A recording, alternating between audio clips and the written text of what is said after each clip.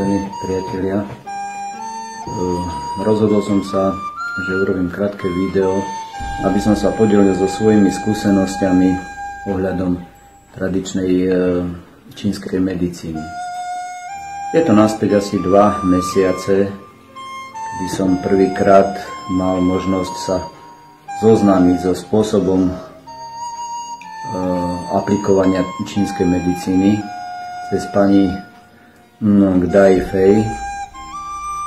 A hlavné moje rozhodnutie bolo, aby som sa s ňou kontaktoval kvôli bolestiam nohy po operácii chrbtice a vlastne na to, že mám 60 rokov, aj iné problémy, ktoré ma trápili a samozrejme, že ešte aj trápia.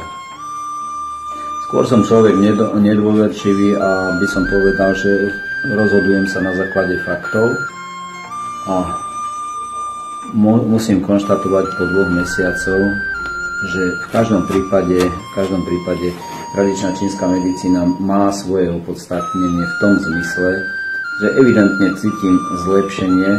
Mal som v podstate po operácii chrbtice odumretý palec na nohe a zoslabnutý členok. Vlastne konštatovanie lekárov bolo, že keď sa mi to do 2 rokov neprecítol ten palec, tak že to budem mať až do smrti.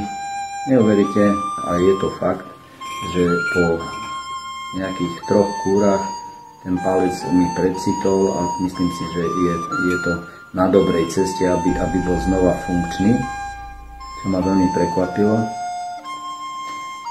Ďalšia vec je, že aj iné neduhy, ktoré ma trápia, sú na lepšej alebo na dobrej ceste k tomu, aby sa to normalizovalo, ten zdravotný stav. Ale aj iný dôvod je, prečo o tom chcem hovoriť a chcem sa s vami podeliť, je spôsob myslenia a aplikácie tradičnej čínskej medicíny. My, Európania, a západná Európa, západný svet, je naučený všetko riešiť medikamentmi, tabletkami. Na všetko, na každý neduch existuje tabletka, ktorá vás určite zachráni. Ale to je len oblbnutie tela, nie je skutočnosť ako to telo, aby bolo zdravé.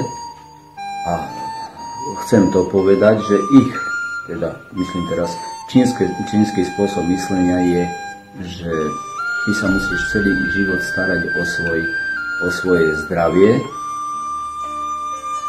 Keď cítiš neduch, venovať sa tomu, keď máš dieťa, venovať sa tomu dieťaťu, zistiť to, sledovať to svoje dieťa a robiť opatrenia, aby sa to nerozvíjalo.